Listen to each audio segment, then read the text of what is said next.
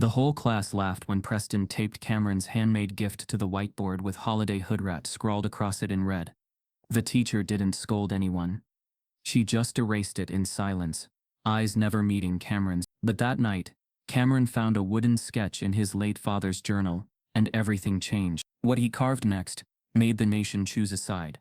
Before we deep dive into this interesting story, subscribe to our channel, and tell us where are you watching from. Share in the comments below. The announcement came disguised as celebration, the kind that always arrived wrapped in cheerful language and smiling authority.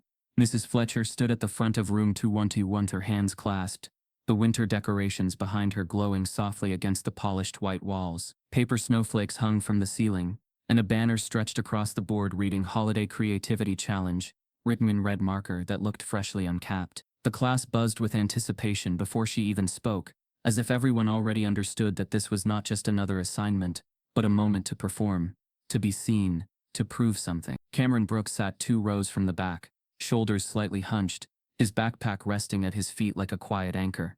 He had learned early that excitement in that room rarely belonged to him. Mrs. Fletcher cleared her throat and began describing the competition with practiced enthusiasm. Each student, she explained, would create a handmade holiday gift. It could be anything: art, technology, design, as long as it reflected innovation, creativity, and effort. The winner would receive a scholarship recommendation, extra credit across multiple classes, and their project would be displayed in the school lobby for the entire district to see. As she spoke, her eyes drifted instinctively toward the front rows, where students like Preston Carmichael sat upright, already grinning, already confident.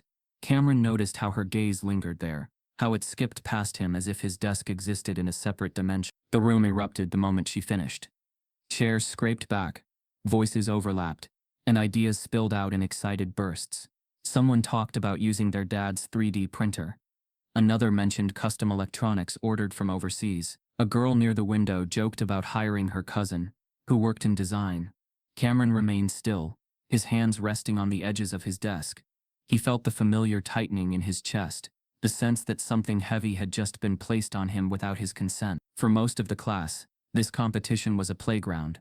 For him, it felt like a test he hadn't been given the materials to pass. Cameron was the only black student in the honors program at Westbrook Hills Middle School, a place that prided itself on diversity while quietly resisting it in practice. He had learned the rhythms of survival there, the careful tone of his voice, the way he raised his hand just enough to be polite, but not enough to be noticed too often, the discipline of excellence without expectation of reward. This competition stripped away that balance. It demanded visibility, it demanded resources, and it demanded confidence in a system that had never fully shown him it was built for him. As the noise around him grew louder, Cameron opened his worn notebook. Its cover was bent at the corners, the spiral slightly warped from being shoved into lockers and backpacks over the years. Inside were sketches, notes, fragments of thoughts he rarely shared. He flipped to a blank page and began drawing without fully deciding what he was drawing. His pencil moved slowly, deliberately, forming lines that felt more instinctive than planned. He thought about holidays in his small apartment, about handmade decorations, about warmth that came not from money, but from memory. The drawing began to take shape, something modest, something meaningful. He leaned closer, blocking out the sound of the room as best he could. Across the aisle, Preston Carmichael leaned back in his chair, one arm draped casually over the desk beside him. Preston had the kind of confidence that came from never having to wonder if he belonged. His clothes were always new, his sneakers always clean, his lunch always expensive. His father owned a tech firm that sponsored half the school's events, and everyone knew it. Preston thrived in moments like this. He turned competitions into performances, and teachers into audiences. As his friends crowded around him, laughing and comparing ideas, his eyes drifted toward Cameron, not with curiosity but with amusement. "So this is going to be easy," Preston said loudly, his voice carrying without effort. "My dad said I can use the prototype lab at his office. Might even get one of his engineers to help." A few students laughed appreciatively. Miss Fletcher smiled, and reminded everyone, lightly, that the work was supposed to be individual. But she did not press the point. Cameron noticed that too.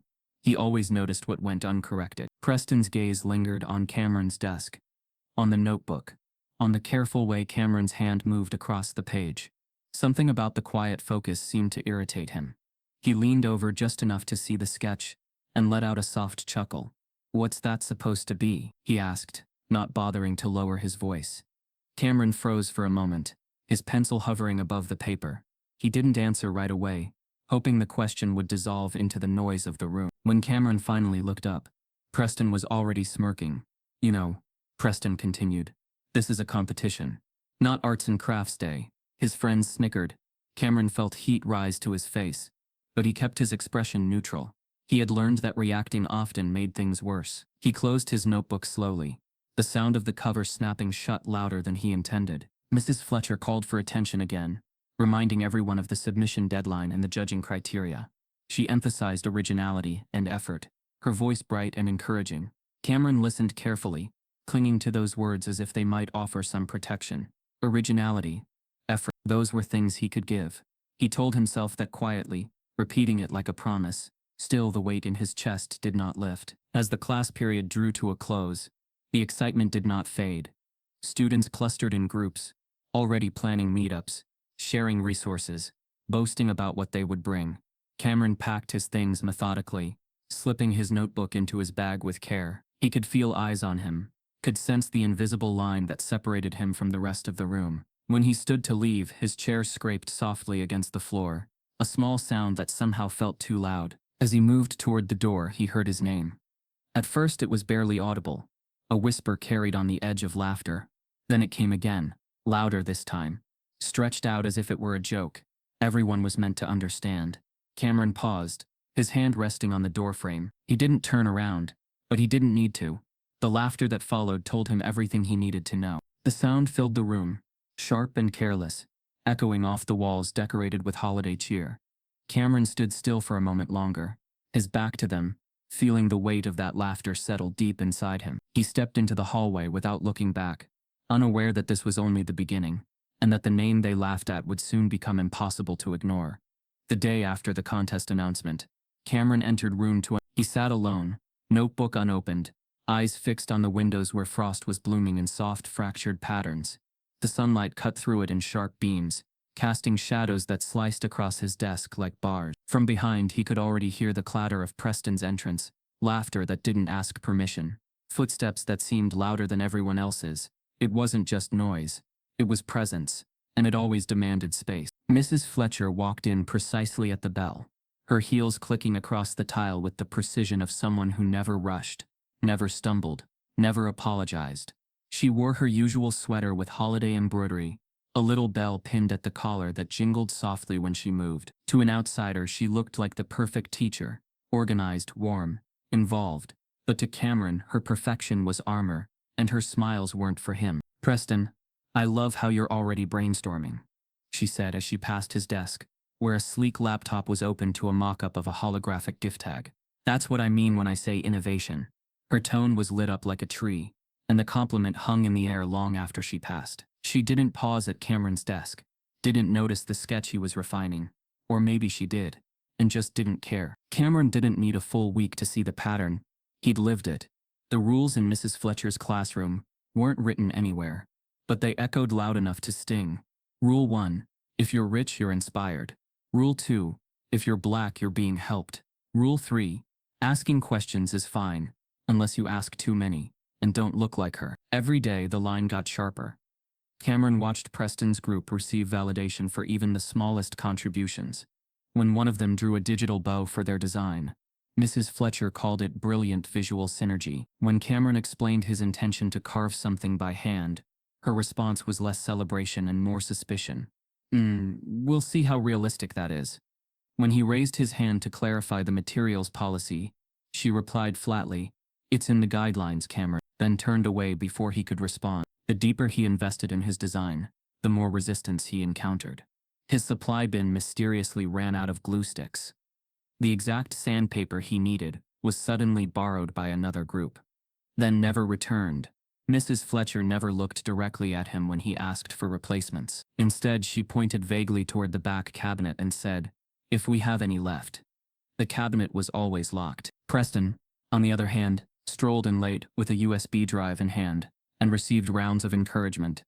When he bragged that his father had given him access to a laser cutter for his project, Mrs. Fletcher simply laughed and said, Well, as long as you're the one doing the thinking. But Cameron knew any tool he brought from home would be questioned, disbelieved, investigated. It wasn't just the supplies, it was the tone. The way Mrs. Fletcher corrected Cameron's grammar, even when it didn't need correcting. The way she lingered over his name during attendance, like it was a sound that didn't quite fit in her mouth. The way she asked him to speak a little slower when he presented ideas, though no one else was ever told the same. The microaggressions weren't loud, but they were relentless, like a low wind that slowly eroded stone. The tension crystallized during a Thursday workshop session. Cameron raised his hand and asked if anyone had spare glitter glue. The materials were shared, supposedly available to everyone. Mrs. Fletcher turned slowly, squinting slightly as if his voice had come from an unexpected direction. "Why didn't you bring your own, Cameron?" she asked, her voice clipped and tight. "I thought we were using the shared ones," he replied, trying to keep his tone even. She stared at him for a moment longer than necessary, her lips pressed into a thin line.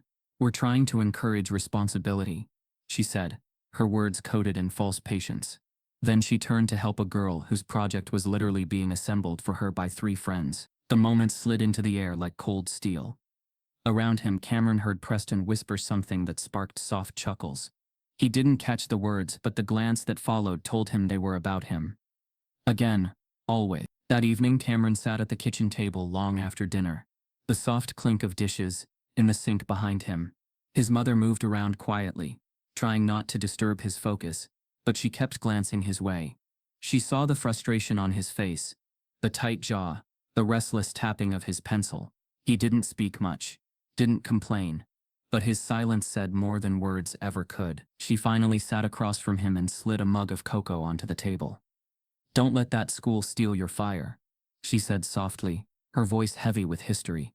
"They don't get to decide what you're worth." Cameron nodded once, but the truth was, he didn't know what to do. Every path forward seemed blocked by an invisible wall.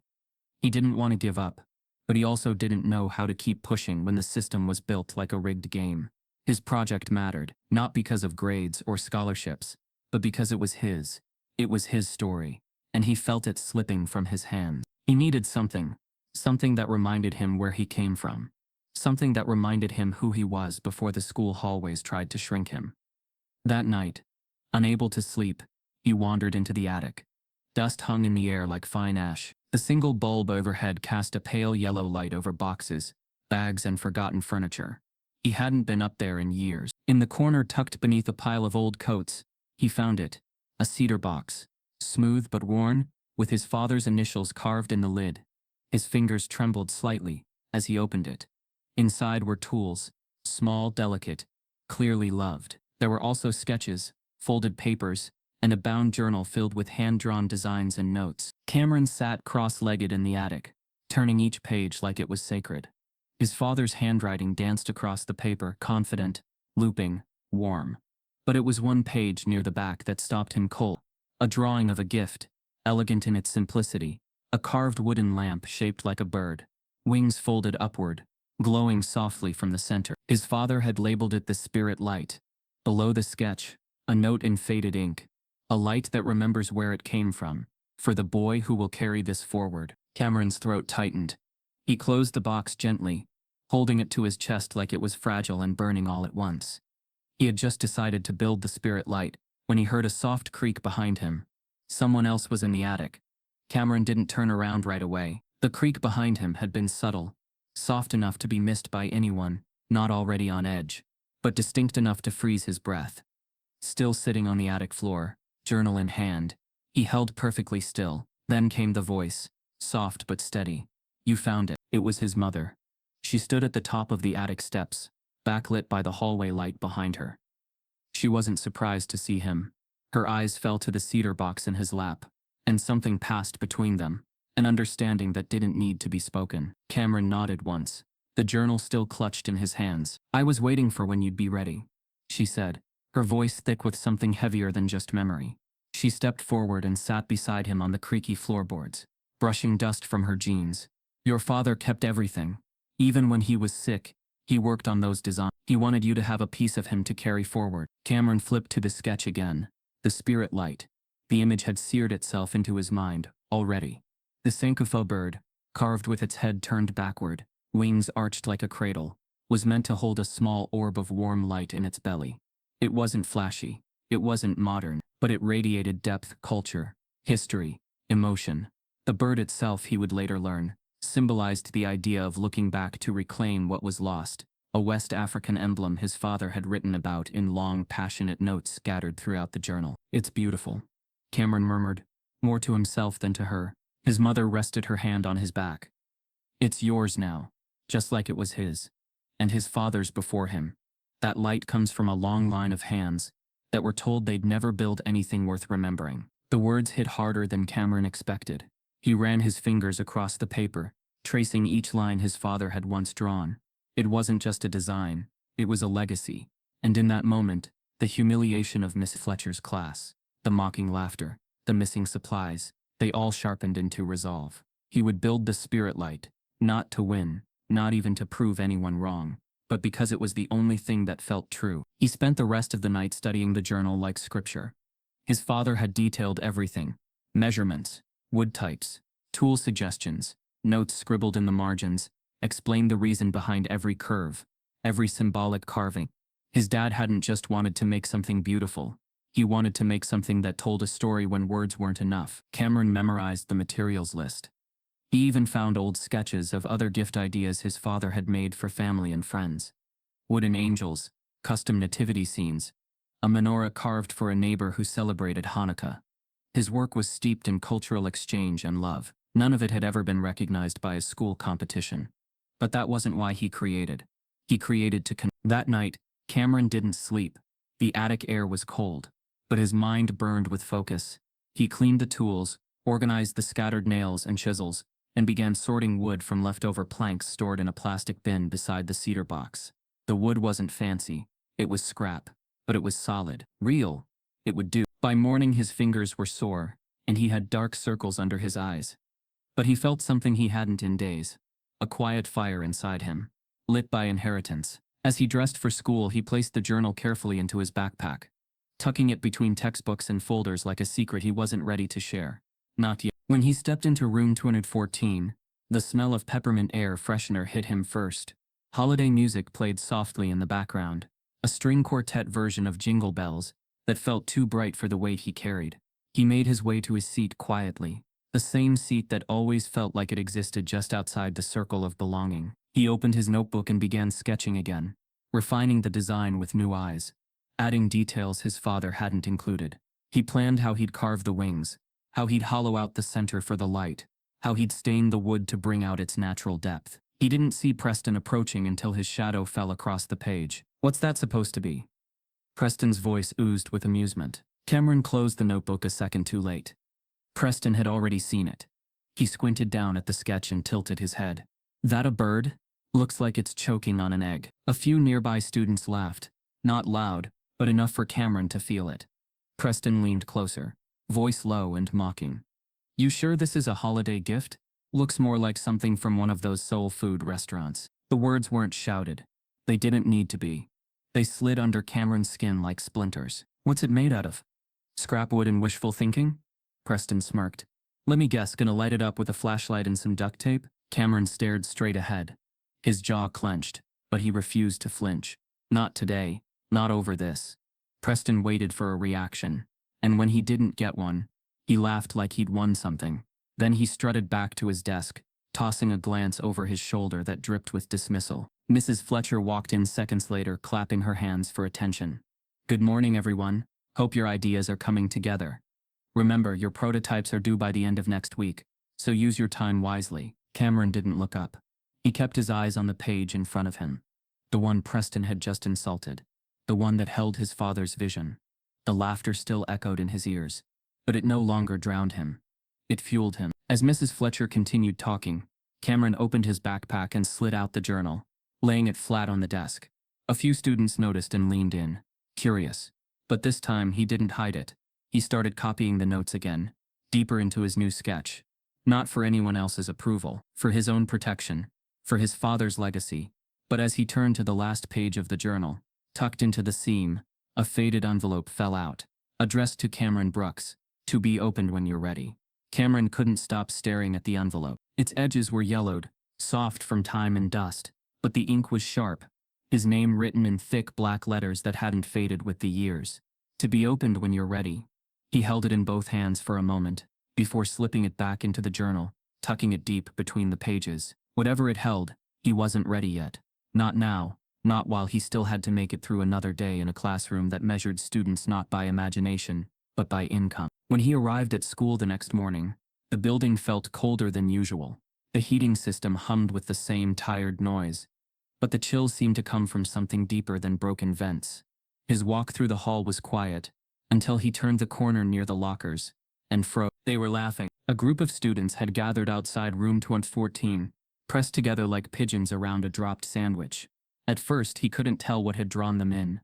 Then he saw Preston in the middle, phone in hand, waving a printed copy of Cameron's sketch like a flag. He was mid-sentence when Cameron stepped into view. "This right here is what my cousin calls ghetto Christmas junk."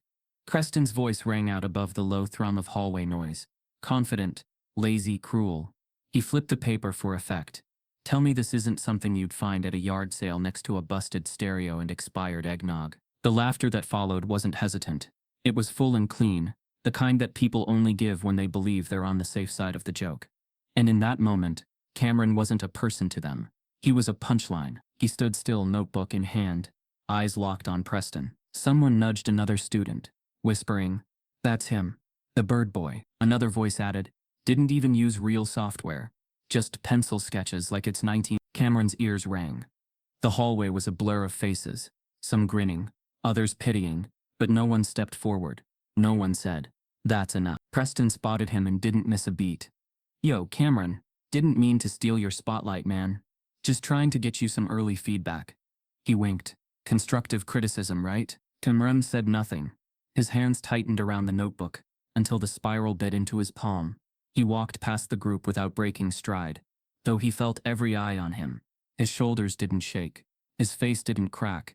But inside, a storm was forming. He pushed open the door to room 214, and stopped dead.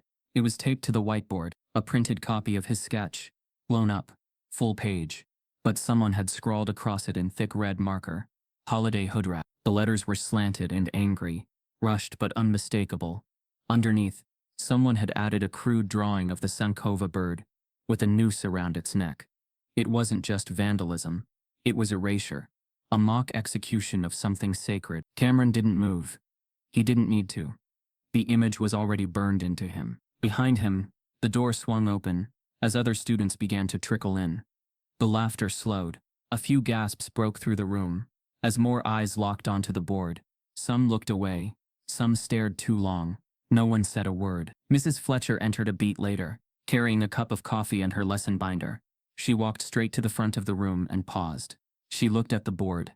Her expression shifted just slightly, eyebrows pulling together, lips tightening. But then, in a motion as casual as wiping away dust, she picked up the eraser and swiped the words off the whiteboard. No questions, no outrage, just erasure of the erasure. Then she turned around. "Let's settle in, please.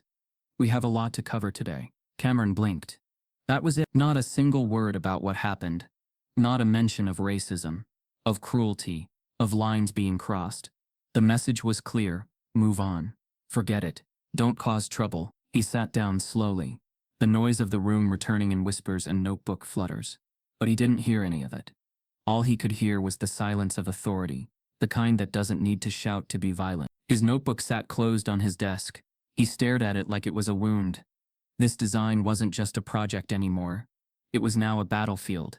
Every line his father had drawn, every note, every curve, it had all been dragged through the mud for amusement. Cameron wanted to scream, to demand justice, to ask why no one was standing up for him.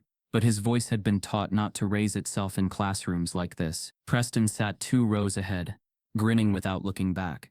His project sat beside him in a plastic crate, some robotic toy with blinking lights and a glossy instruction manual. He didn't build it. Everyone knew that. But no one questioned it. Wealth wore a cloak of innocence. Later that afternoon, Cameron walked home instead of taking the bus. He needed time, space. The chill in the air had turned his breath visible, but he didn't pull up his hood. He wanted the cold. He wanted something to bite back. He replayed the moment again and again, How no one defended him. How Mrs. Fletcher erased it like it was a math error. But with every step, the shame turned to something sharper. He wasn't done. Not even close. That night, Cameron returned to the journal. He opened it slowly, hands calmer than they'd been all day. His father's handwriting met him like an embrace. He flipped back to the envelope, the one addressed to be opened. When you're ready. This time he didn't hesitate. He tore it open. Inside was a letter. The paper smelled faintly of sawdust and old cedar. It was written in the same strong looping script as the journal. Son, if you're reading this, it means you've found your way to something hard. Maybe people are laughing. Maybe they're trying to make you small. I know that world. I lived in it, but you come from hands that made light out of brokenness. So when they tell you you're too different, too simple, too poor, make the gift anyway. Make them watch. Cameron read it 3 times, each word heavier than the last. Then he stood, walked to the corner of the room, and pulled out the bin of scrap wood. He laid the planks out like pieces of a puzzle, organizing them by texture and shape. His father's old tools rested beside them, cleaned and ready. The laughter still echoed in his ears. The red marker still flashed in his mind. But underneath all that, something louder rose. Resolve. As he began measuring the base of the lamp, his phone buzzed with a message from an unknown number. You really think that trash is gonna win? The message from the unknown number lingered in Cameron's mind long after the phone screen went dark. He didn't reply. He didn't need to. By the next afternoon, he found himself standing at the entrance of the school's makerspace, a glass-walled room, advertised as a hub of creativity and equal opportunity. Posters on the wall bragged about innovation, collaboration, and future leader. Cameron read those words every time he entered, and every time they felt like a promise made to someone else. The makerspace smelled like metal shavings and burnt plastic, a mix of sawdust and ozone that clung to the air. Rows of work tables lined the room, each one equipped with tools meant to empower students to build anything they imagined. At least, that was the idea. Cameron claimed a corner table, far from the hum of the 3D printers and laser cutters where Preston and his group had already set up camp. Their station looked less like a school project and more like a startup demo. Laptops open, blueprints displayed, cords running everywhere. An adult man Cameron recognized as Preston's father stood beside them, speaking in low, confident tones, pointing at schematics as if this were a business pitch instead of a middle school assignment. Cameron kept his eyes on his own space. He unpacked the scrap wood carefully, laying out each piece like it mattered, because it did. He took out his father's tools, their handles smoothed by years of use, and felt a brief surge of calm. This was where he belonged. Not in the laughter, not in the hallway humiliation. Here, with his hands in the grain of the wood, he felt closer to something solid. That calm didn't last. The first problem came when he reached for the coping saw. The hook on the wall where it should have been was empty. Cameron checked the adjacent hooks, then the tool drawer beneath the table. Nothing. He stood there for a moment, staring, convinced he must have missed it. When he finally approached the makerspace supervisor, a substitute teacher filling in for the week, she barely looked up from her clipboard. Someone probably moved it, she said. Try another station. Cameron tried 3. No sign. He adjusted his plan and moved on, using sandpaper to begin shaping the base instead. The wood resisted slightly, rougher than he expected. When he flipped it over, he saw a thin crack running through the center. Subtle, but fatal to the design. He hadn't noticed it before. He was sure of that. He set it aside and reached for another plank. That one too split under pressure. By the end of the first session, his table was littered with unusable pieces and unanswered questions. Across the room, Preston laughed loudly as his group tested a glowing prototype, sleek and perfect, the kind of thing that belonged in a catalog. His father clapped him on the shoulder, pride radiating from the gesture. Looking good, son, he said. This'll blow them away. Cameron packed up in silence. The pattern repeated over the next few days, growing harder to ignore. Tools went missing, only to reappear later on. Preston's table. The clamp Cameron needed was always in use. The one time he managed to borrow a chisel, the blade snapped against the wood, dull and brittle like it had been tampered with. When he mentioned it to Mrs. Fletcher, she frowned sympathetically, but offered nothing. These things happen, she said lightly. You have to be adaptable. Adaptable. The word felt like a test. Cameron was doomed to fail. Whispers followed him through the makerspace now. He caught fragments of conversation. Why doesn't he just quit? And I heard his project isn't even original. Preston never said anything directly anymore. He didn't need to. The sabotage spoke for him. It was quieter than laughter, harder to prove, and far more effective. One afternoon, Cameron arrived to find his carefully labeled wood pieces, rearranged, stacked haphazardly near the trash bin. His sketches were gone. He felt a rush of panic, rifling through drawers and shelves until he found them crumpled beneath someone else's work. His chest tightened. This wasn't accidental. It couldn't be. He finally confronted the makerspace supervisor, his voice steady but strained. "Someone's moving my stuff," he said. "My tools keep disappearing. My materials are getting damaged." She sighed, as if he were complaining about noise. "Cameron, this is a shared space. You can't expect everything to stay exactly where you left it." Across the room, Preston looked up at that exact moment, met Cameron's eyes, and smiled. The unexpected twist came on the 5th day, when Cameron overheard a conversation he wasn't meant to hear. He had stepped out briefly to wash his hands when he caught Mrs. Fletcher speaking quietly with Preston's father near the supply cabinet. "He's struggling," Mrs. Fletcher said, her tone low. "I'm just not sure his project is realistic." Well, Preston's father replied smoothly. "Sometimes kids need to learn their limits." Cameron stood frozen, the sink running behind him, the words sinking deep. It wasn't just students. It was adults. It was permission. That night, Cameron worked later than usual, staying in the makerspace after most students had left. The room was quieter, the machines powered down, the fluorescent lights buzzing softly overhead. He made progress, real progress. The base of the spirit light finally took shape, smooth and balanced. For the first time in days, hope crept back in. He locked his project in the designated storage cabinet, double-checking the latch before leaving. He even took a photo on his phone, just in case. As he walked home, tired but determined, he told himself that tomorrow would be better. It had to be. The next morning he arrived early. The cabinet was open. His heart dropped into his stomach as he stepped closer. The shelves were empty. No wood, no tools, no half-finished spirit light. Just bare metal and a faint outline of dust where his work had been. He stood there, unable to move, the hum of the school waking up around him. Students began to enter the makerspace, their voices growing louder. Someone laughed. Someone bumped into him, and didn't apologize. Cameron's hands trembled as he pulled out his phone and opened the photo he'd taken the night before. Proof that it had existed. Proof that it had been stolen. Across the room, Preston walked in late, coffee in hand, his project gleaming beside him. He glanced at Cameron's empty station, and raised an eyebrow, his smile slow and knowing. "Rough morning?" he said casually. Cameron didn't answer. He couldn't. The weight of it all pressed down on him. The sabotage, the silence, the system that had decided he didn't deserve space to build. His spirit cracked, just slightly, under the pressure. But somewhere beneath the shock, a question formed, sharp and dangerous. If they were willing to erase his work this completely, what else were they afraid of?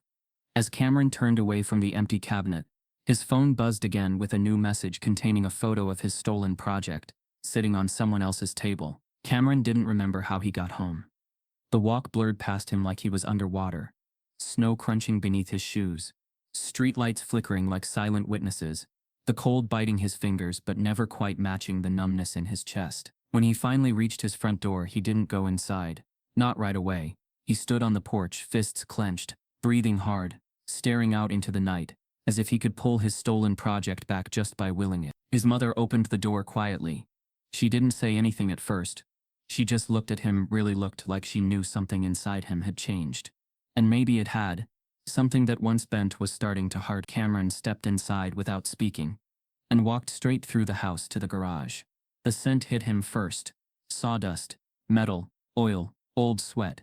His father's world, frozen in time. He flicked on the single bulb, its light casting long shadows across the cement floor. The garage was more storage now than workshop, cluttered with boxes and forgotten tools. But Cameron knew exactly where to go. In the far corner, beneath a plastic tarp, sat the chest, his father's toolbox. It was heavy, not just from weight, but from what it meant. He dropped to his knees and pulled the box toward him. The metal groaned as it scraped across the floor. When he opened it, the tools inside were still wrapped in cloth, folded the way his dad had always kept them. Precise, organized, respected. Cameron lifted a chisel and turned it in his hand. The handle was worn smooth, the steel cold and clean. His father had carved with this, built cribs, repaired cabinets, created beauty from nothing. A soft knock on the doorframe. His mother stood there, arms crossed tightly against the chill. "You okay?" Cameron looked up but didn't answer. Not with words. Instead, he reached into the toolbox again, laid out the tools like chess pieces, and then motioned to the bin of scrap wood he'd dragged from the attic a week ago. His mother watched for a moment longer, then stepped inside and placed a thermos of hot tea on the bench beside him. "I won't ask," she said gently. "But whatever it is, build it like he's watching." She turned and left, the door clicking softly behind her. Cameron stood up and began. The first hour was chaos, grabbing tools, measuring blindly, second-guessing every mark. His hands shook from adrenaline and frustration. He worked in a blur, fueled by images of the red marker graffiti, Preston's smug grin, Mrs. Fletcher's silence. Every cut into the wood felt like a scream he couldn't voice. Every chisel strike was a response to someone who thought he should shrink himself just to fit inside their idea of acceptable. But as the hours passed, the noise in his head quieted. The motions became rhythmic, familiar. His body began to remember things he didn't know he knew: how to hold the chisel at the right angle, how to let the wood guide the blade, how to hear when something was wrong before it cracked. Time bled away. Midnight came and went. He paused only to sip tea, his sweatshirt damp with sweat, his knuckles raw. He didn't stop. He couldn't. He wasn't building a school project anymore. He was rebuilding something much bigger. His voice, his worth, his father's legacy. Piece by piece, the spirit light returned. The base first cut straighter this time, more balanced. Then the wings of the bird, carved from thinner planks but curved with more care. The head, turned backward, came together He sanded the edges smooth, following the sketch from the journal, imagining his father's voice behind every step. When the structure was complete, he moved to the center, where the light belonged. He didn't have access to the school's fancy LEDs or programmable wiring. But in the back of a drawer he found an old rechargeable bike light, still functional.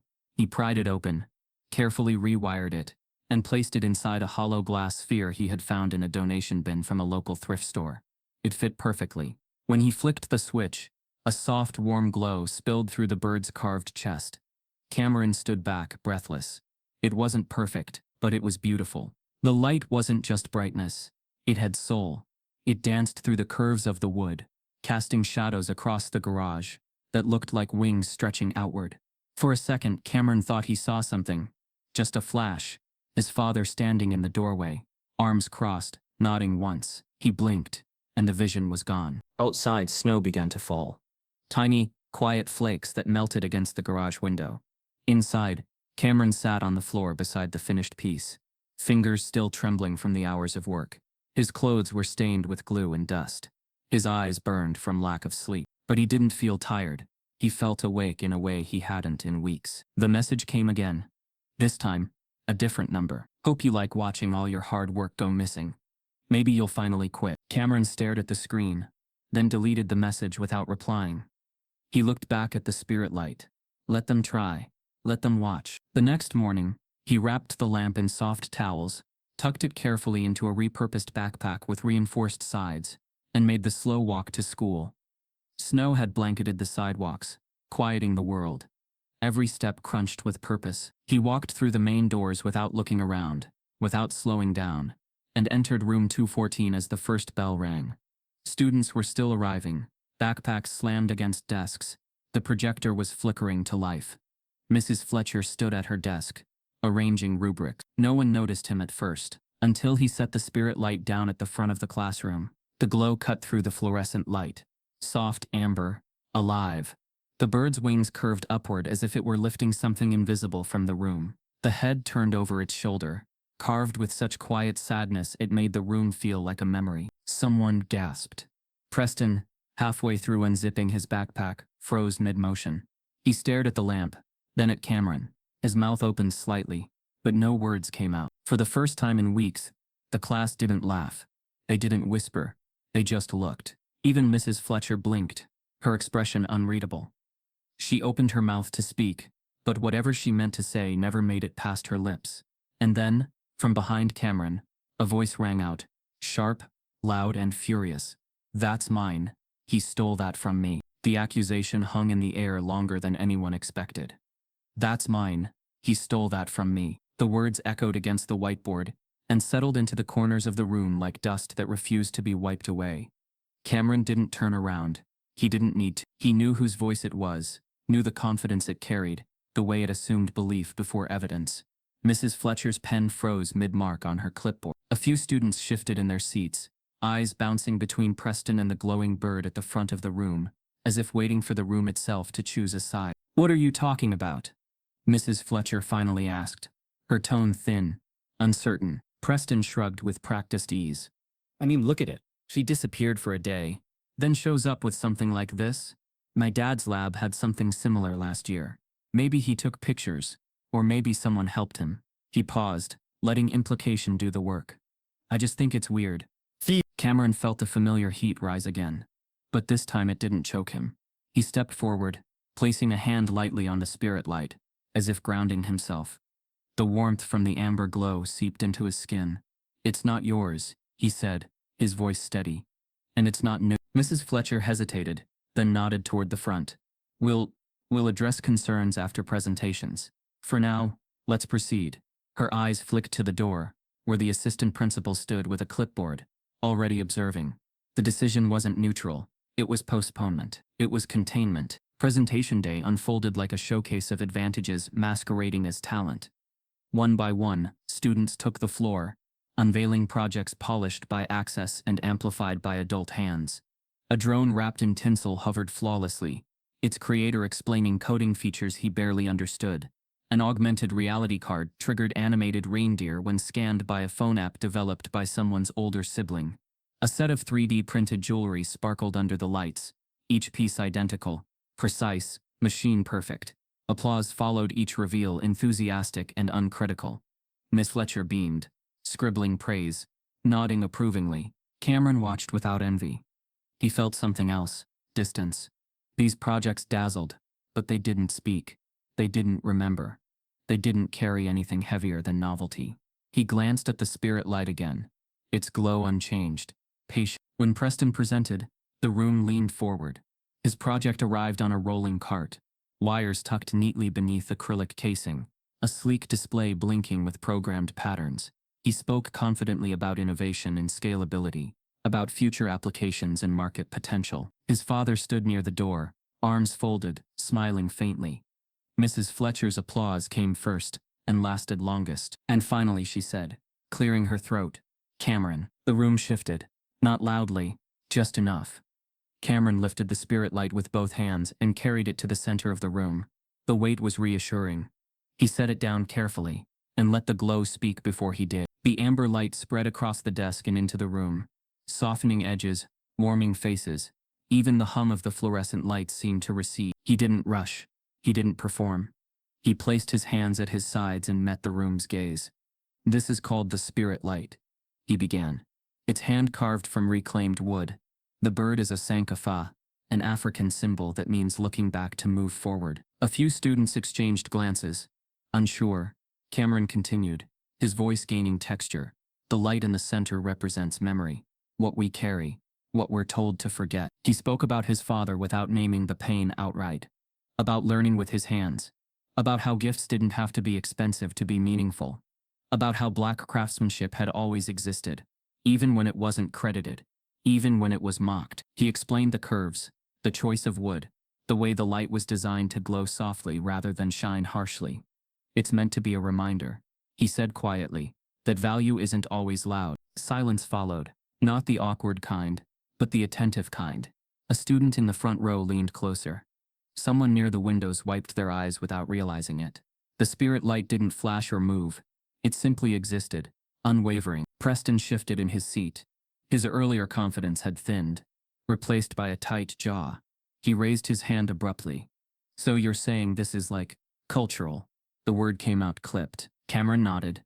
"I'm saying it's personal, and cultural, and inherited." Mrs. Fletcher cleared her throat again. "Thank you, Cameron." Her voice lacked its usual brightness. "That was thoughtful." The assistant principal scribbled something on his clipboard. The room waited. Cameron stepped back, heart pounding, unsure what would come next. He caught a glimpse of his mother at the back of the room. She had taken the morning off work to attend. Her eyes shone, proud and fierce. As presentations wrapped, the judging panel, Mrs. Fletcher, the assistant principal, and a visiting art teacher, huddled near the window. Their whispers were sharp, contained. Cameron stood near his desk, hands clasped, the spirit light still glowing steadily at the front. He felt exposed, like he'd placed his heart on display, and stepped away. Preston leaned toward a friend and muttered something. Cameron didn't catch. Laughter bubbled, then died quickly when a few students shot them looks. The room had shifted. Not entirely, but enough to matter. Then it happened. The visiting art teacher leaned in close to the assistant principal and whispered something that made his expression change. His eyebrows lifted. His gaze flicked from the clipboard to the spirit light, then to Cameron. He nodded once. Mrs. Fletcher noticed. Her shoulders tensed. She followed the assistant principal's gaze, her eyes narrowing slightly, as if recalibrating. The bell rang, sharp and sudden, breaking the moment. Students began to gather their things, buzzing with speculation. Cameron didn't move. He watched the adults confer, watched the art teacher gesture subtly toward the lamp's base, where faint tool marks told a story no machine could replicate. Mrs. Fletcher turned toward Cameron, opened her mouth, then stopped. The assistant principal leaned in and whispered something into her ear. Her face drained of color. Mrs. Fletcher straightened, eyes locked on Cameron, and said quietly, "We need to talk now." As the principal stepped fully into the room, the conversation did not happen where Cameron expected it to. It didn't unfold in the classroom, where the spirit light still glowed like a quiet witness. It didn't happen in the hallway, where rumors already moved faster than truth. It happened behind a closed door with frosted glass, where the school seal was etched just opaque enough to blur faces into authority-shaped silhouettes. Cameron sat in a hard-backed chair, knees touching the underside of a metal desk, while Mrs. Fletcher stood near the wall, arms folded, eyes fixed on a point above his head, as if looking directly at him required too much effort. The assistant principal spoke first, his voice careful, professional, practiced. "Cameron, there are concerns about your project." He paused, letting the word concerns carry weight without meaning. Specifically, questions about whether it was completed independently. Cameron swallowed. "I built it," he said. "By myself." The assistant principal nodded slowly, like someone listening to a story he'd already decided how to end. "Several people feel the craftsmanship is advanced. Beyond what we'd expect at your grade level." Advanced. Cameron felt the irony scrape against him. Advanced when it was a drone. Advanced when it was a glowing screen. Suspicious when it was carved by hand. Mrs. Fletcher shifted. "Preston mentioned," she said, finally meeting Cameron's eyes, "that he saw something similar for sale online. He believes you may have purchased it." Cameron's breath caught. "That's not true." "Did you receive help from an adult?" the assistant principal asked. "A parent? A professional?" "My dad taught me," Cameron said before he could stop himself. The words came out rough. "Before he died." The room went still. Mrs. Fletcher's expression flickered. Discomfort, not compassion. The assistant principal cleared his throat.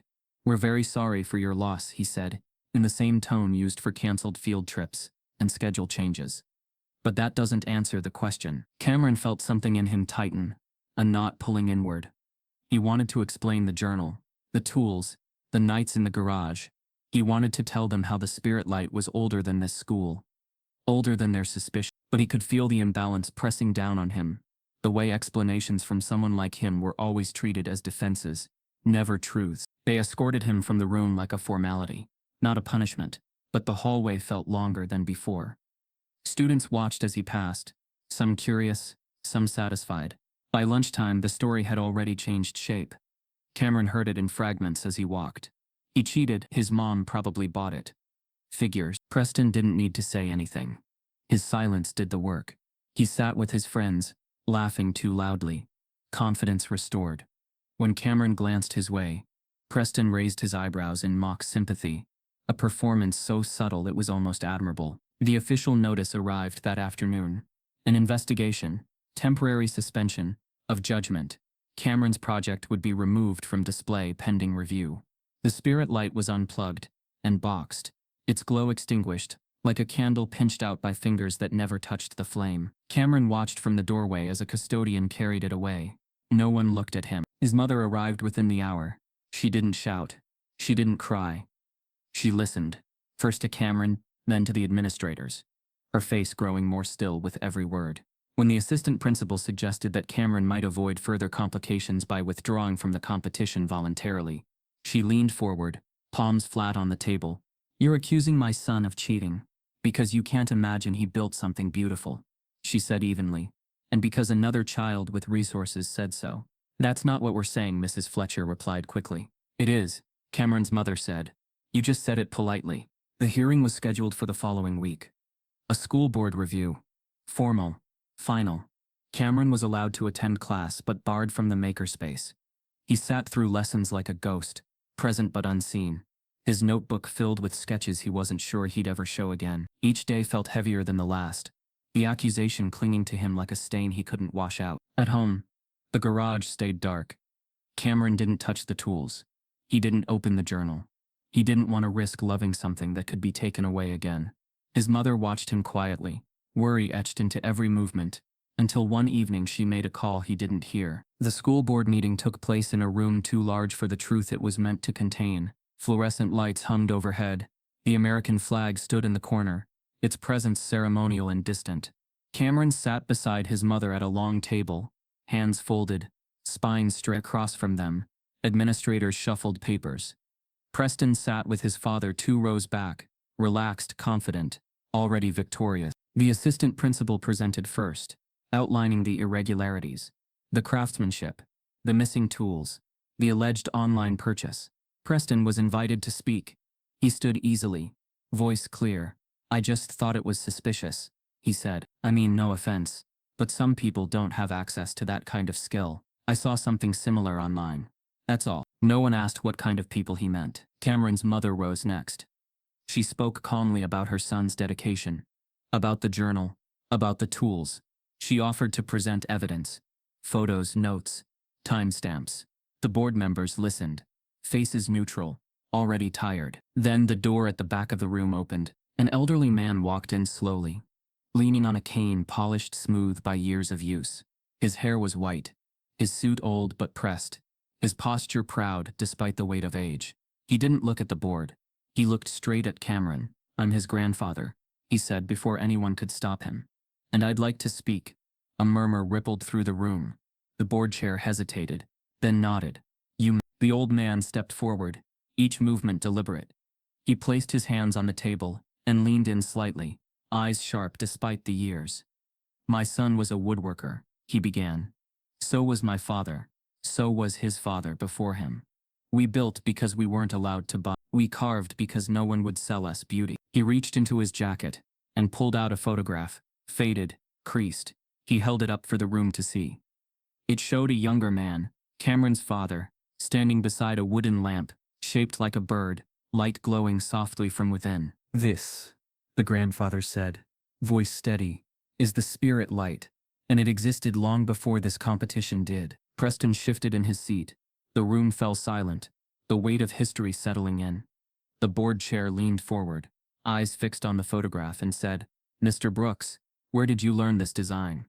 The boardroom, for all its cold lights and stiff-backed chairs, had never felt smaller. The air thickened as Cameron's grandfather stood in the center, photograph in hand, eyes calm but piercing. Every face in the room, administrators, board members, parents, was angled toward him, some with curiosity, others with disbelief, and a few with that quiet, polite discomfort that always appeared when truth threatened the room's comfortable balance. "You asked where the design came from," the old man began, holding the photograph with both hands like something sacred.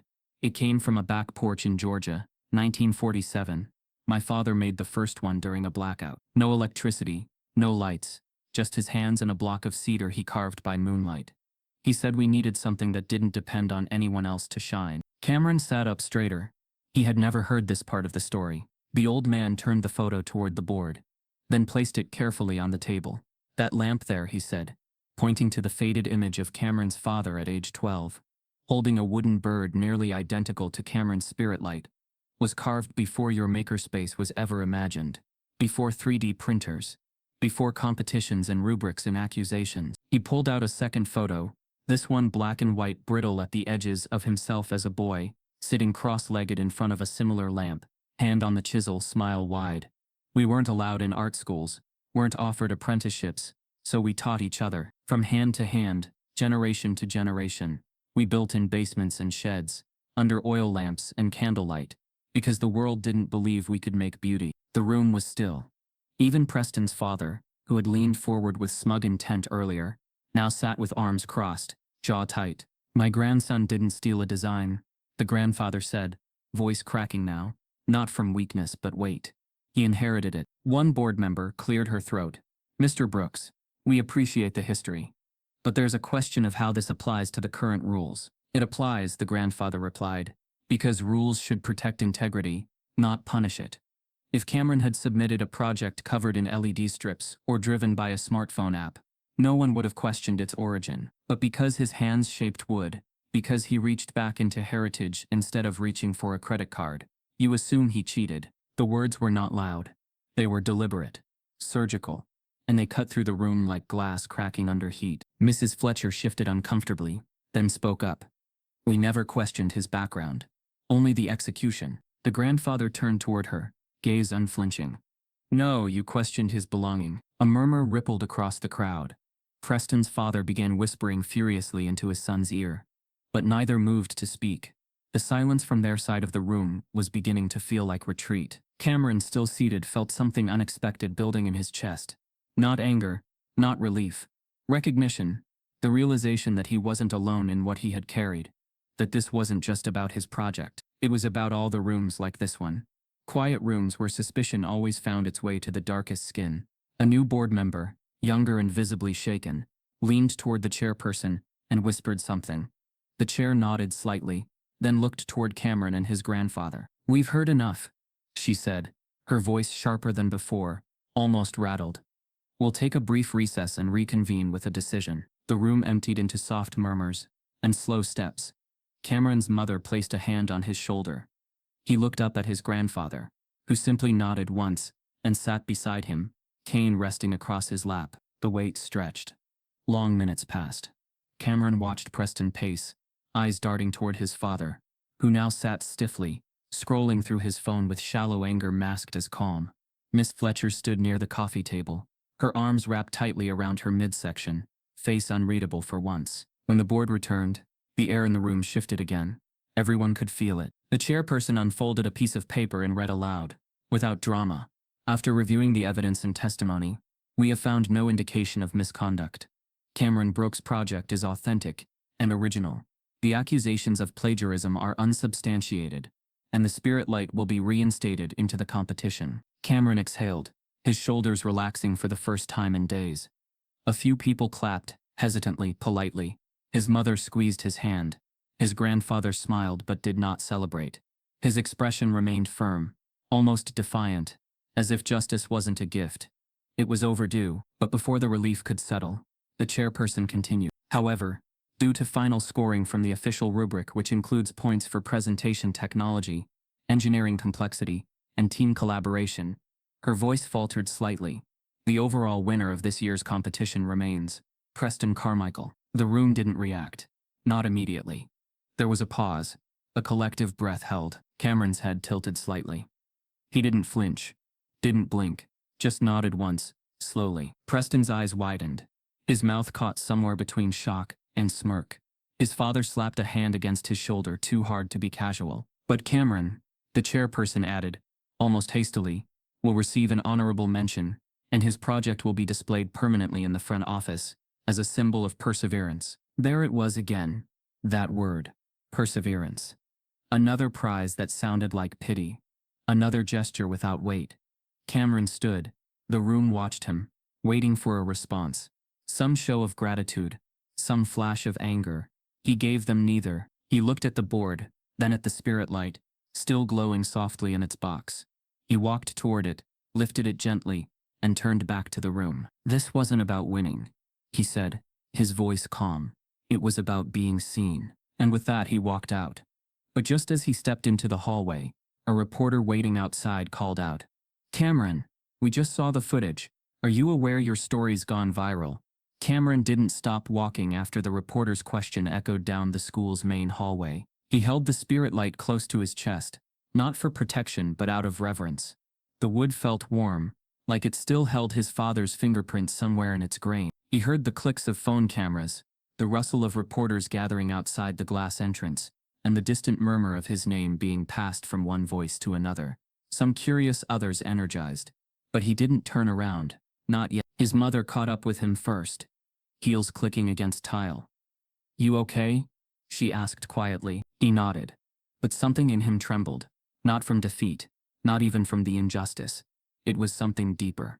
The sense that the story had escaped the room and grown legs of its own. He didn't know how. He didn't know when. But it was out there now, breathing. By the time they made it to the car, her phone had already started buzzing. 2 missed calls. 5 unread texts. Cameron sat in the passenger seat as she pulled out her phone and tapped the screen.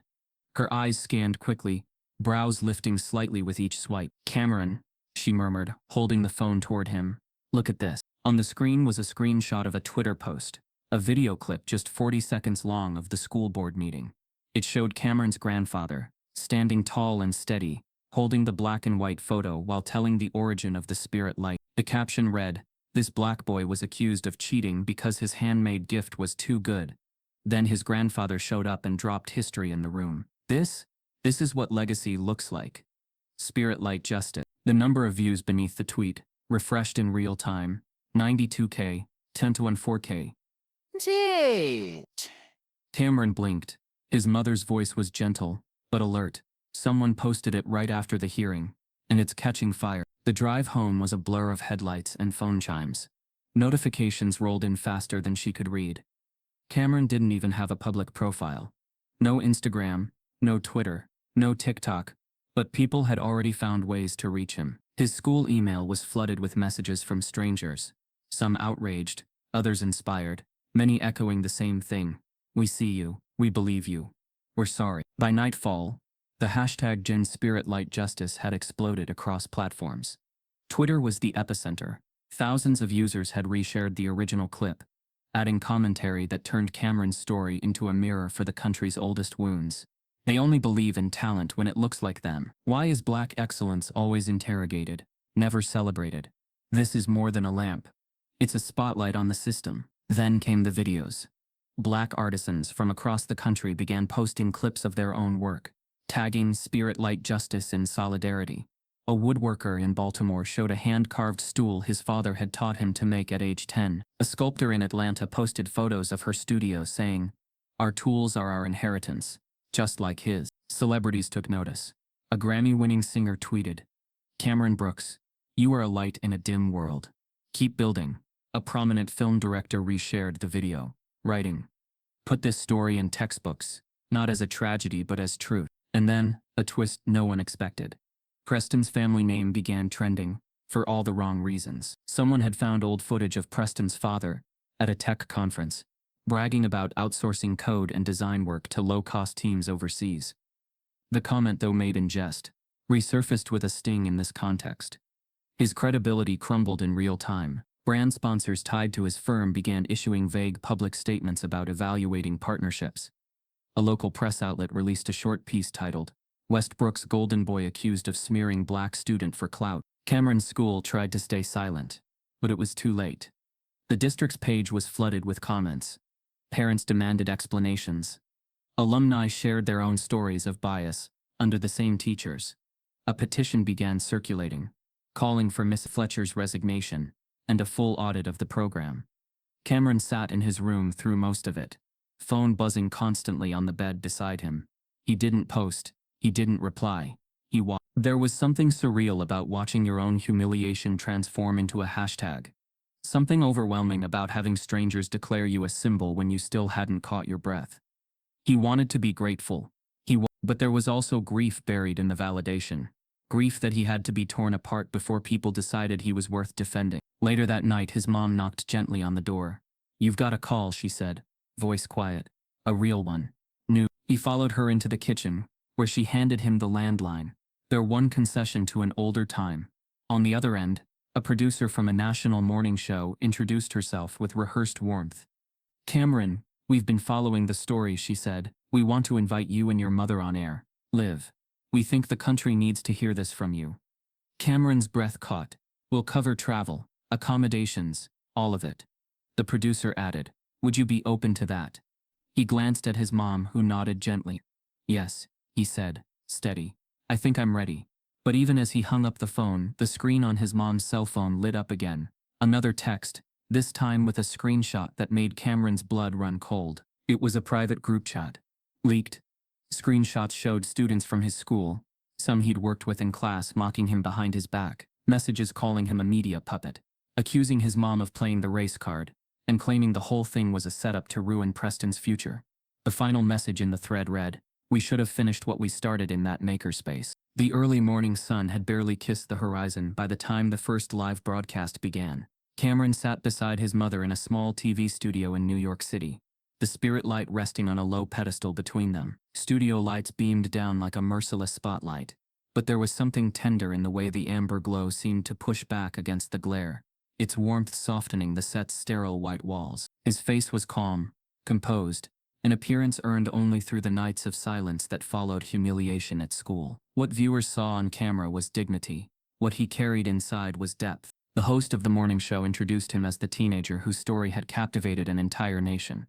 The hashtag #SpiritLightJustice appeared on screens behind them, streaked with clips of supportive messages, viral shares, and photos of artisans showing their own work in solidarity. The host asked the first question gently, with a curiosity that seemed real.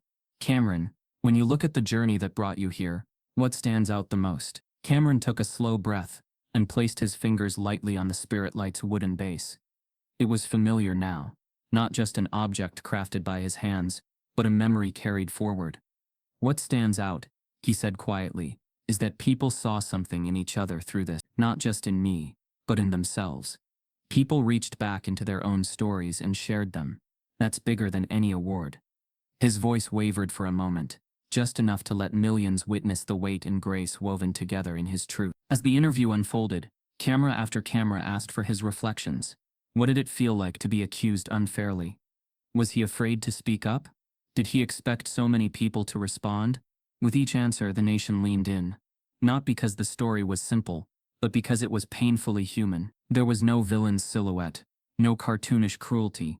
There was only the quiet echo of old prejudices and the loud yearning for change. News networks replayed his words throughout the day. Social media was a flood. Millions retweeted clips of his calm honesty. His mother watched with tears in her eyes, not from sorrow this time, but from witnessing a culmination of pain transformed into purpose. Every time cameras panned to the amber glow of the spirit light, viewers saw something unexpected. Hope that wasn't naive, strength that wasn't loud, and beauty that wasn't manufactured. Donations began pouring in from across the country. People sent funds to support Cameron's education, to fund arts programs, and to expand equitable access to hands-on creative spaces in underserved communities. Black artisans sent checks with notes. One elder wrote, "Thank you for remembering what we were taught to forget." A woodworking collective in Chicago pledged to create a scholarship in Cameron's name for young Black creators who couldn't afford tools or studio time. With each contribution, the spirit light became more than a piece of wood and glue. It became a testament to how narrative can shift when voices are finally heard. The school district, once silent, was not left untouched. The superintendent released a formal statement apologizing for the way Cameron had been treated, acknowledging the harm inflicted by the accusation, and the systemic issues that allowed it. The apology was covered widely. Some praised it, others critiqued its timing, but everyone remembered that the story had forced an institution to publicly reckon with its own blind spots. Amidst the media whirlwind, an unexpected twist emerged, one that even Cameron hadn't anticipated. A prominent documentary filmmaker reached out to his family, proposing a film that would chart his story not as an isolated incident, but as a window into the larger realities of bias in education, art, and recognition. The filmmaker spoke in earnest terms about unraveling layers of unseen histories, making the personal universal, and contributing something that could outlast the news cycle. Cameron's mother listened with a mixture of excitement and concern, but it was Cameron himself who responded first, quietly. "If it tells the truth, yes." The spirit light became a centerpiece of conversation on talk shows, news panels, and cultural forums. Each time its amber glow appeared on screen, people spoke not just of Cameron's courage, but of the countless others whose creative expression had been dismissed or appropriated without recognition. Black creators across disciplines found themselves invited into conversations they'd long deserved. A shift that was slow but palpable. Then came the call that changed the trajectory of the entire story. It was from a major museum, one with a reputation as a custodian of culturally significant work, a space that had historically excluded voices like Cameron's until very recently. The museum's curator reached out directly, voice measured and warm. "We believe the spirit light transcends this contest," she said. "We want it. We want it to be part of our permanent collection." Cameron and his mom sat at the kitchen table when the call came, their breakfast untouched, the morning sunlight shining softly through the windows like a gentle witness.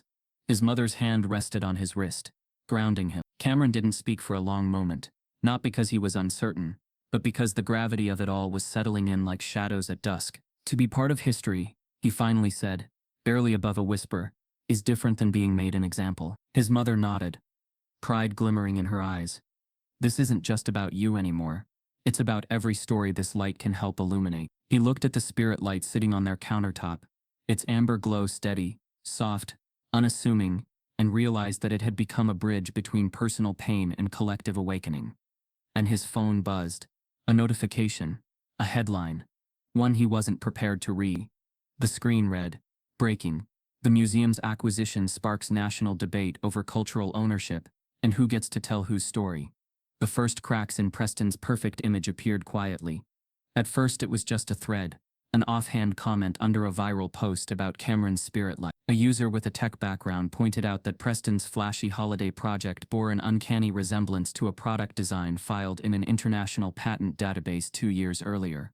Most people ignored it, but someone did. By the end of the week, online investigators, part-time bloggers, tech-savvy hobbyists, and a few journalists with time to spare had pulled threads no one expected. Within 48 hours, they confirmed that the winning project Preston had submitted wasn't just inspired by an existing design, it was nearly identical to a patented lighting prototype, developed by a startup in Sweden. The original design featured the same motion-sensing light patterns, the same modular acrylic casing, even the same etched star pattern that Preston had tried to pass off as his own creative touch. The screenshots exploded across social media. Diagrams from the patent were placed side by side with stills from Preston's presentation. The match was undeniable. Internet threads flooded with comparisons, hashtags flipped, and suddenly the name Preston Carmichael was no longer associated with quiet privilege and promise. It was synonymous with plagiarism, fabrication, and entitlement. But it didn't stop there. A whistleblower, an anonymous employee from Preston's father's tech firm, leaked internal emails showing that Preston hadn't worked on the project alone, or even at all. The schematics were downloaded from a restricted design archive, and a team of engineers from the company's R&D department had been tasked with helping his son look impressive for academic opportunities. The emails were casual, arrogant. One even joked, "Make sure it glows pretty for the judges. Kids love lights." The community's reaction was immediate and fierce. Parents who had once praised Preston's leadership now demanded answers. Local reporters camped outside the school for statements. The district, caught in the crossfire, issued a press release claiming it was conducting a thorough review of the competition results. But no one needed a review. The truth was already public, and it stung. At school, Preston's world shifted overnight. The kids who once followed him now avoided eye contact. Teachers who once praised him walked on eggshells. Even Mrs. Fletcher seemed to flinch every time his name was mentioned. The pedestal had cracked, and the fall was fast. His father, once proud and untouchable, was no longer welcome at district meetings. The sponsorship deals he'd bragged about quietly disappeared. Local organizations that once relied on his money now issued statements distancing themselves. A software company pulled out of a grant tied to his name. It wasn't just embarrassment. It was exposure. The school board, under intense public scrutiny, had no choice but to respond. In a late-night emergency meeting, they voted unanimously to rescind Preston's award. The official statement cited violation of competition integrity and misuse of external resources. But no apology was made. No mention of how they had believed Preston's polished lie while interrogating Cameron's truth. Cameron read the statement online like everyone else. No one called to inform him. No one knocked on his door with a plaque or a ribbon or even an acknowledgement of what had been taken from him in that moment. And then, without consulting him first, the school announced a special re-award ceremony to honor the real winner. Cameron's name was on the flyer. His mother stood at the kitchen counter when she read it. "They didn't even ask," she said softly, more to herself than him. Cameron was quiet for a long time. The spirit light still sat in their living room, glowing faintly beside the family photos. It had already traveled further than he ever expected. It didn't need another ribbon. It didn't need a stage built out of guilt. "I'm not going," he said, voice calm, certain. His mother turned to him, eyes searching. "Are you sure?" He nodded. "They're not celebrating me. They're cleaning up their mess." Word of his refusal spread fast. Some respected it. Others criticized it. The school offered to adjust the ceremony to include a student discussion panel. Cameron declined again. The media tried to spin his absence as poetic. The boy who didn't need their trophy, but to Cameron, it wasn't defiance.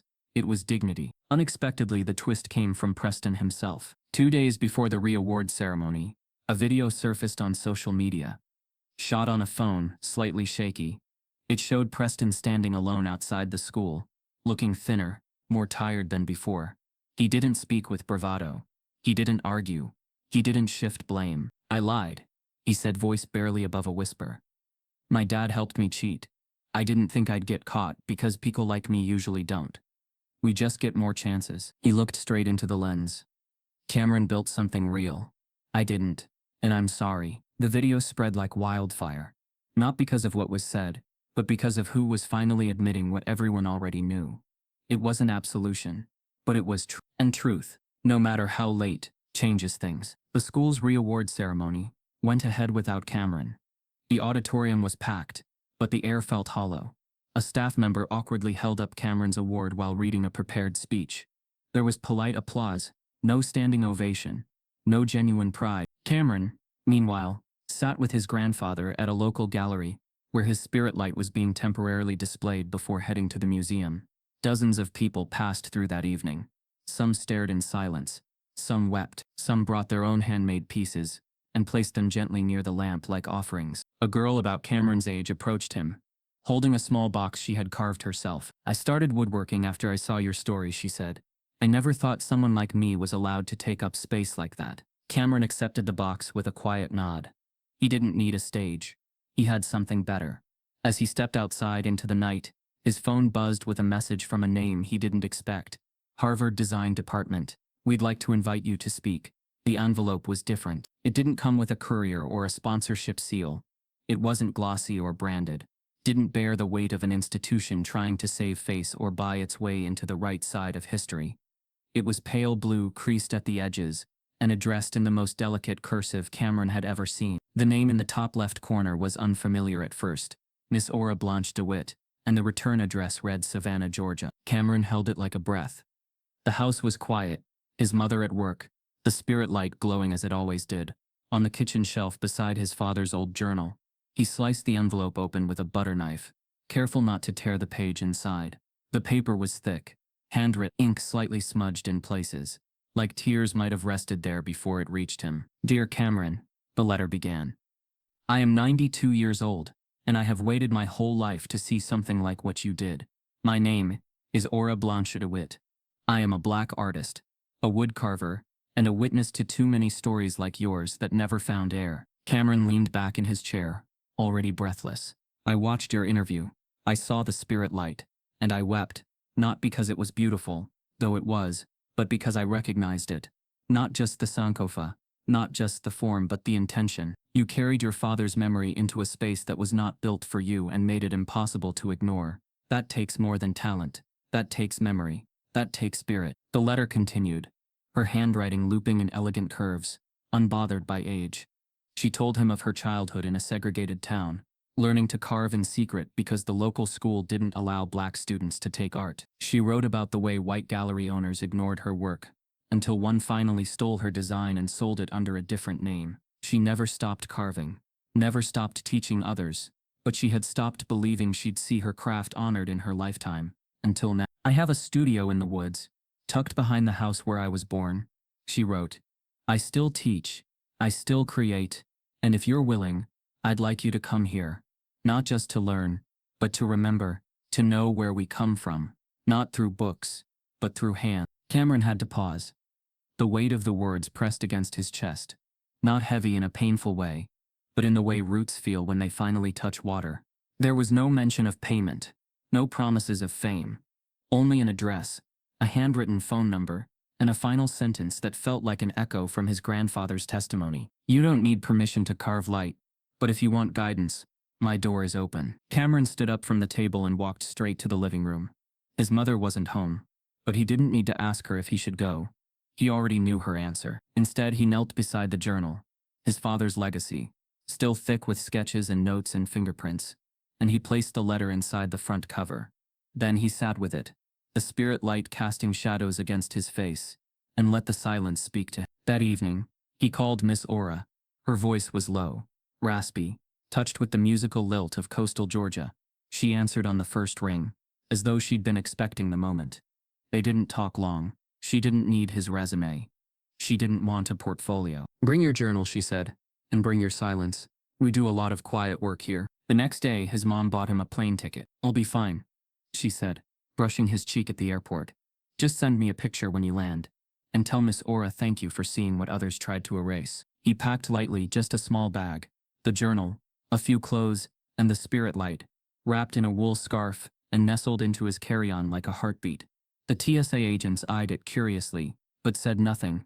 Maybe they felt something too. Maybe they knew not to question what they didn't understand. On the flight, Cameron stared out the window as the world shrank beneath him.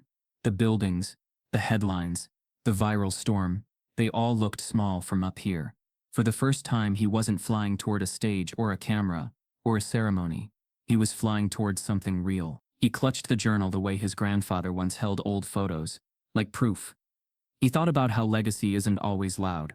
Sometimes it passes through whispers, through pain, through hands scarred by work and ignored by awards. He had never met Miss Aura, but he already trusted her. She wasn't just offering to teach him how to carve. She was offering him a mirror into his future. When the plane landed in Savannah, the sky was the color of honey, warm and wide. He stepped out into the jet bridge with his heart pounding. Not from nerves, but from knowing that something rare was waiting just beyond the baggage claim. He wasn't sure what shape it would take. A carved figure, a lesson, a challenge? He didn't care. He followed the signs toward the exit, each step echoing, louder than the last. Then he saw her. Miss Aura stood at the curb, wearing a long purple coat and holding a small wooden cane. Her face was lined, her hair coiled tightly beneath a wrap. But her eyes were alive. She didn't wave. She just nodded once, slowly, like they had met before, in another time. Welcome home, she said. As they drove down a winding country road, Miss Aura spoke softly. There's something I've been waiting to show you, Cameron. It was carved by your great-grandfather, and it's not in any museum. The gallery was dim, quiet, almost reverent. Long before the crowd arrived, Cameron stood in the center of the space, surrounded by what he'd spent the last 5 years building, not just physically, but emotionally, generationally. The walls bore shadows of carved wood, metal and light, pieces that whispered more than they shouted, installations that pulled from African ancestry, Southern memory, and wounds that still pulsed beneath America's surface. The spirit light, now encased in a glass pedestal in the gallery's heart, still glowed softly, unchanged, yet everything around it had evolved. Cameron Brooks was no longer a high school student with raw hands and accusations trailing him like smoke. He was now a nationally celebrated artist, an emerging voice in cultural preservation, and a leader of a movement that challenged what was considered art and who got to define it. His name appeared in museum brochures, academic journals, and design school syllabi, but to him, the work had never been about fame. It was about reclamation. What began on the floor of his garage under fluorescent lights had traveled across the country. His most acclaimed series, What They Tried to Burn, toured from Chicago to Oakland, with audiences walking through sculpted rooms, inspired by erased black spaces, schools that were defunded, churches never rebuilt, porches that held family histories before being bulldozed. His pieces didn't scream. They remembered. Yet even with all the recognition, nothing felt quite like this moment. Standing backstage at Harvard University's Graduate School of Design, invited as the keynote speaker for their annual Art and Justice lecture. The university had spent the last year rebuilding its own narrative, acknowledging its historical ties to slavery and exploitation. Cameron was chosen not for pity, not for tokenism, but for how his work had made those conversations unavoidable. He adjusted his lapel mic as a staffer approached with a clipboard. Mr. Brooks. 5 minutes. He nodded, eyes scanning the edge of the curtain where the crowd buzzed softly beyond the lights. The auditorium was packed. Professors, students, critics, and journalists, and tucked between them, rows of people he didn't know, but whose faces looked like his: young black artists, immigrants, elders. A woman in the second row clutched a photo of her son, who'd once been expelled for inappropriate creativity. A man beside her wore a shirt that said, "I build like my grandfather did." Cameron stepped to the edge, preparing to enter, when a movement near the back caught his eye. Someone had just slipped into the auditorium, moving slowly, almost hesitantly. The light from the hallway behind them created a halo around their figure. Cameron blinked. It was Preston Carmichael, older, dressed plainly, sitting alone in the back row. The flood of memory was immediate. Red marker slashed across a whiteboard, laughter in a hallway, a project locked away and erased. But it wasn't just anger that rose in Cameron's chest. It was something more complicated. Curiosity, weariness, a faint, fragile respect for someone who had once burned a bridge and now sat quietly beneath its reconstruction. 2 minutes, the staffer whispered. Cameron nodded without looking away. He inhaled deeply, hand brushing the edge of the spirit light replica he carried on stage. A version carved from the same blueprint, but stained darker, heavier, deeper, a reflection of what he knew now. When the spotlight hit him, the room hushed. He walked to the center of the stage, set the new spirit light gently on a stand beside him, and began not with his name or credentials, but with a question. How many of us were told that memory wasn't enough? The silence that followed was electric. He spoke of silence as violence, of classrooms that erase while pretending to include. He told the story of the spirit light, not as a personal triumph, but as proof of what happens when someone refuses to disappear. He shared about Miss Aura, now past, whose teachings lived through every curve he carved, about how legacy is not inherited automatically. It must be remembered on purpose. He didn't mention Preston. Not directly, but he spoke of the harm of inherited power, and how the refusal to interrogate it allows history to repeat. The audience didn't need names. They understood. Halfway through, he paused, stepped aside from the microphone, and held up the new spirit light. This design, he said, has now been studied in over 30 design schools. But it didn't come from a school. It came from a man who wasn't allowed in one. A standing ovation followed before he even finished. Cameron's eyes found Preston's again. Still seated, still watching, but there was no smugness now. Only quiet recognition. As the applause faded and the lights dimmed, Cameron remained on stage a moment longer, scanning the crowd not for validation, but for connection. He knew the real work was never what happened under the lights. It happened after. In studios, in garages, in silence. He stepped backstage, greeted by professors, critics, students who wanted to shake his hand, to say thank you. But as he reached for a bottle of water, a staffer approached, handing him an envelope. "Someone left this for you at the front desk." He opened it slowly. Inside was a handwritten note on plain white paper. "You turned what I tried to destroy into something the world couldn't ignore. I can't undo what I did. But I'm learning. Thank you for not erasing me, even when you had every right to." Cameron stared at the note for a long time. Then, without a word, he folded it and slipped it into the back of his journal, right beside his father's sketches and Miss Aura's first letter. As he zipped up his bag to leave, a student rushed in, breathless. "Miss Brooks, there's a woman outside who says she carved with your grandmother. She brought something wrapped in cloth and says it belongs to you." The auditorium had emptied to a low hum of aftermath. Chairs scraping, murmured conversations, the soft thud of doors closing. But the stage remained lit.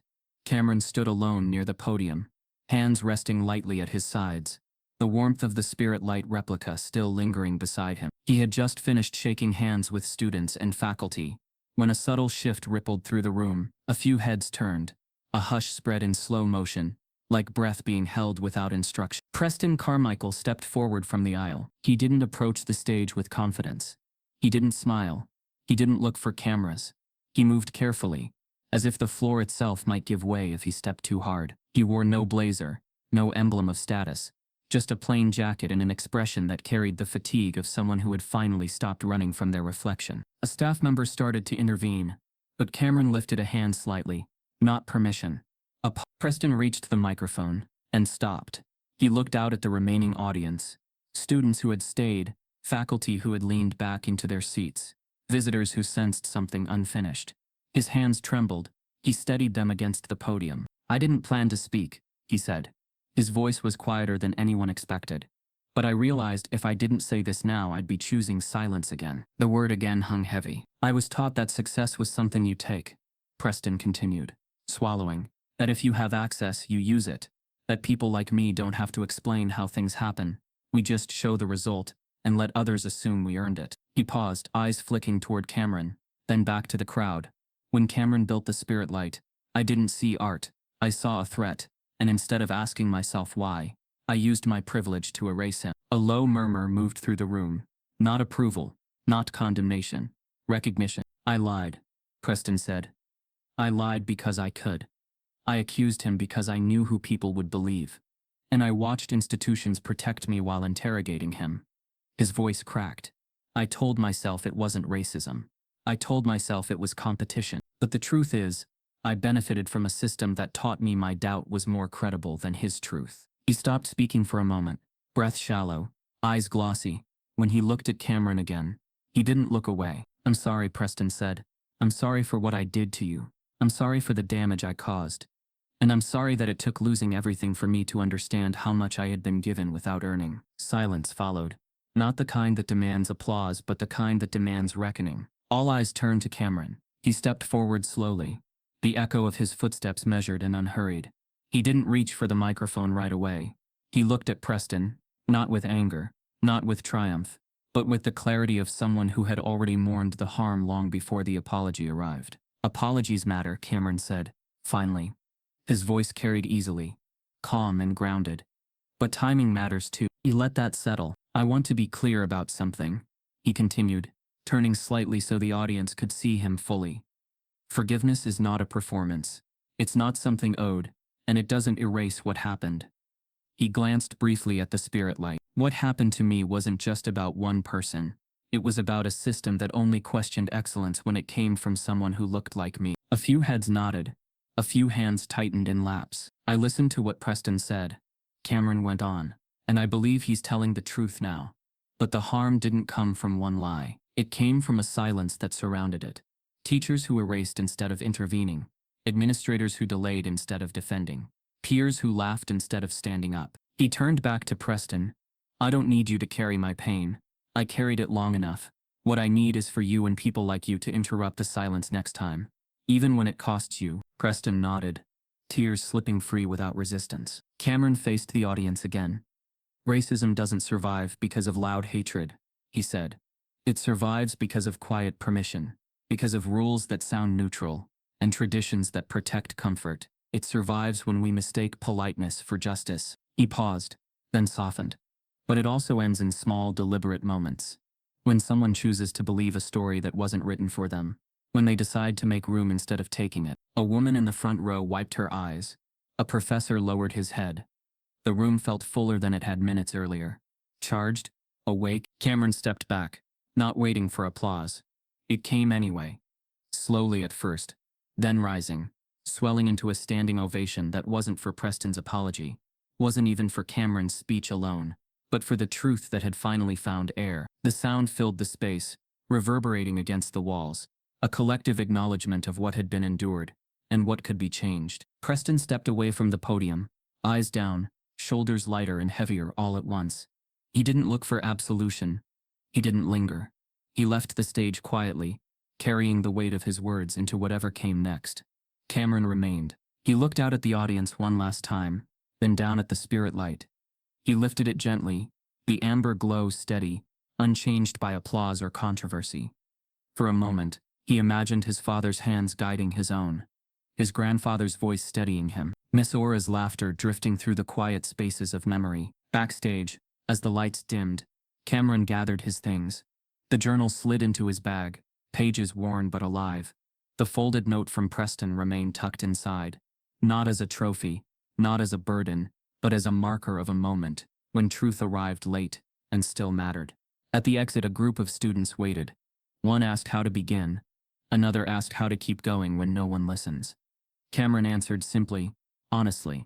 He told them to start with their hands, to tell the truth even when it's inconvenient, to remember that legacy isn't what you inherit, it's what you protect. Outside, the night air was cool and open. Cameron stepped down from the stage, away from the lights, into the quiet, where real work lives. He didn't know exactly where the next path would lead. Another studio, another classroom, another story waiting to be told, but he knew this much. He would carve it himself. As Cameron walked into the night, his phone buzzed with a new message. An invitation from a city he'd never visited, asking him to build a light where none had ever been allowed to shine.